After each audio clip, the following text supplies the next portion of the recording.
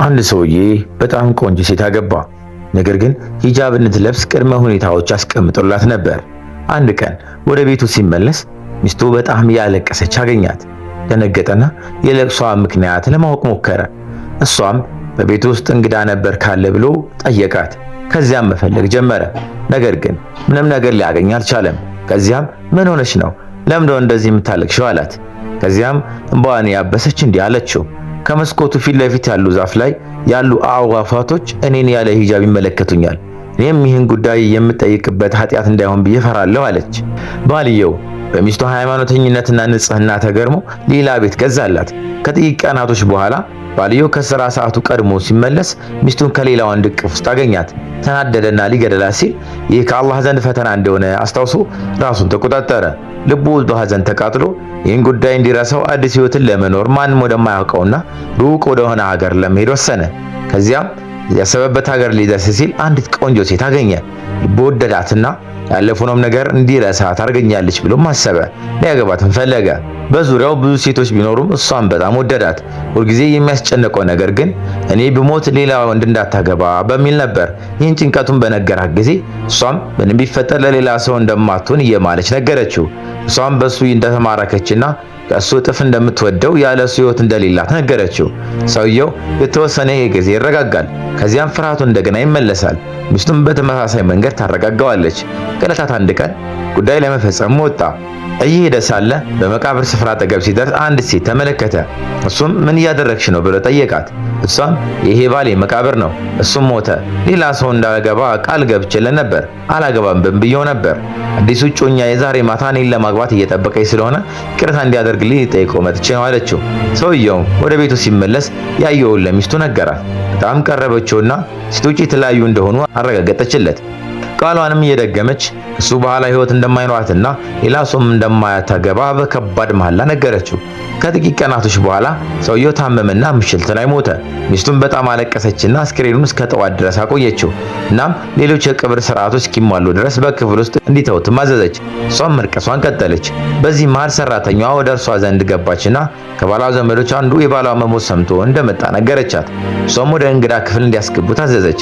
እንግዳው ካስገቡት ዓመት ወጣ የትንፋስ ያለና የሞት የሆነ ነገር እንደሆነ ነገረቻት። እሷም ለማለት ከአገልጋዩዋ ጋር ሄደች። ስትገባም በሕይወት አይታው የማታውቀው ቆንጆ የሆነ ወጣትም አየች። ልቧ ወደደውና ተሳበች። ስለ ህመሙ ጠይቀችው።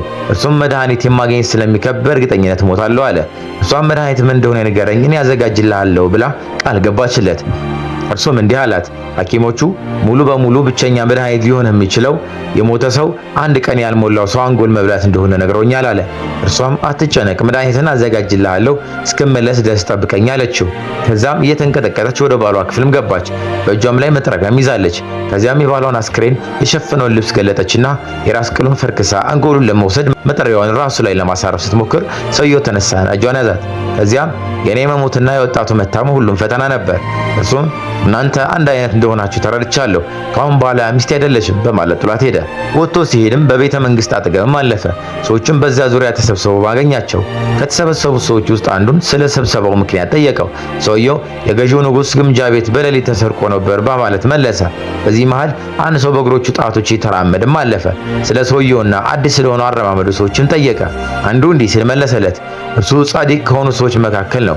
ጉንዳን ረግጦ ኃጢአት እንዳይሰራና አላህ እንዳይቆጣበት ነው በጣቶቹ የሚራመደው አለው።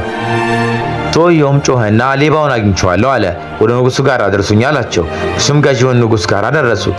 ንጉሱ ጋር ሲደርስም ፊት ለፊት ቆሞ ይህ ሰው ነው ግምጃ ቤትን የሰረቀው፣ የዋሸው ከሆነ እኔ ራሴን አሳልፌ እሰጣለሁ አለ። ንጉሱም ተጠራጣሪው እንዲያመጣና እንዲመረመር አዘዘ። በመጨረሻው ሌባ ሆኖም ተገኘ። ንጉሱም ተገርሞ አንተ የኛ መንደር ነዋሪ ሳትሆን እንዴት ክንውኑን አወቅከው ማለት ጠየቀ። እሱም እንዲህ አለ፣ ዓለም ማንንም እንዳላምን አስተምራኛለች አለው። ንጉሱም ታሪክን እስኪ ንገረኝ፣ መንደር ወደዚህ እንድትመጣ ያደረገ ምንድን ነው አለው። ሰውየውም ስለ ሁለቱ ሚስቶች ነገረው። ንጉሱም እጅግ ተደንቆ አትዘን ወንድሜ፣ በዙሪያዎች ያሉ ሰዎች ማንነትን ስላሳየህ አምላክን አመስግን፣ አላህ መልካም ሚስት እንደሚሰጥህ እወቅ አለው። ሰውየውም በሐዘን ስሜት ብቻውን ለመኖር ወስኛለሁ አለው። ንጉሱም አላህ አንድ ባሪያ ከወደደው በዙሪያ ያሉ ሰዎች ማንነታቸው እውነታ ይገልጥልሃል፣ እናም አትዘን አለው። ንጉሱም ወደ ቤተሰቡ እንዲቀላቀል አዘዘው። በልዑላንም መካከልም ኖረ። የብልህነት መልካም ባህሪ፣ የጨዋነት ምልክቶችም ታዩበት። ንጉሱም ስራውንና የቤተ መንግስቱን ጉዳይ አደራ ሰጠውና ሚስጥር አደረገው። አንድ ቀን ንጉሱ ከክፍሎቹ የሆነ ነገር እንዲያመጣለት አዘዘው። ወደ ክፍሉም ሲገባ የንጉሱ ሚስት ከአንዱ የንጉሱ አገልጋይ ጋር በሚያጠራጥር ሁኔታ ተቀምጣ ማያት። ክብሯን እንዲያብቅላት ለመነችው። ራሷንም አቀረበችለት። እርሱ ንጉሱን አልክደውም፣ እርሱ በደንብ ነው ያዘኛ አላትና ትቷትም ሄደ። ሴትዮዋም በጉዳዩ በጣም ተጨነቀች። ሚስጥሩ እንዳያጋልጣትም በጣም ፈርታለች። ከዚያም መጥፎ ሐሳብ በጭንቅላቷ አሰበች። ወደ ንጉሱም ሄደችና እያለቀሰች በደል እንዳደረሰባት ተናገረች። የልቅሷን ምክንያትም ጠየቃት። እሷም አጠገብ ያስቀመጥከው ሚኒስተር ራሱን እንድሰጠው ጠየቀኝ፣ እኔም ከለከልኩት አለች። ንጉሱም ተቆጣ።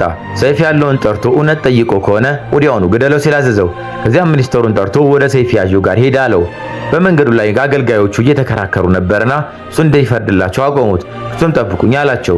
እነርሱም ሰይፍ ያዡ ጋር ሌላ ሰው እንልካለን፣ አንተ እዚሁ ፍረድልን አሉት። ከዚያም አንድ አገልጋይ ላኩ። ሰይፍ ያዡ ጋር የተላከውን ያ የንጉሱ ሚስት ጋር የነበረው አገልጋይ ነበር። ሰይፍ ያዡም ወደ እርሱ ዘንድ የመጣውን ሰው ጭንቅላቱን ቆርጦ ወደ ንጉሱ ጋር ወሰደው። ንጉሱ የሬሳውን መሸፈኛ ሲገልጠው ሚኒስተሩ እንዳልሆነ አወቀና እንዲጠሩትም አዘዘ። ሚኒስተሩ አገልጋዩ የሰራውን ነገር አለ ወይ ሲል ጠየቀው። አዎ ሚስት ጋር የነበረው እሱ ነው አለው። ንጉሱም ተቆጣና ሚስቱ እንድትገደልም አዘዘ። ሚኒስተሩን ንጉሱን ቶሎ ለመፍረድ አትቸኩል፣ መልካም ሰዎችን ልትበድልና አርካሽ ሰዎችን ከፍ ልታደርግ ትችላለህ አለውና ስንት ጥሩ የሚመስሉ ነገር ክፉ የሆኑ ሰዎች አሉና አለው። አበቃን።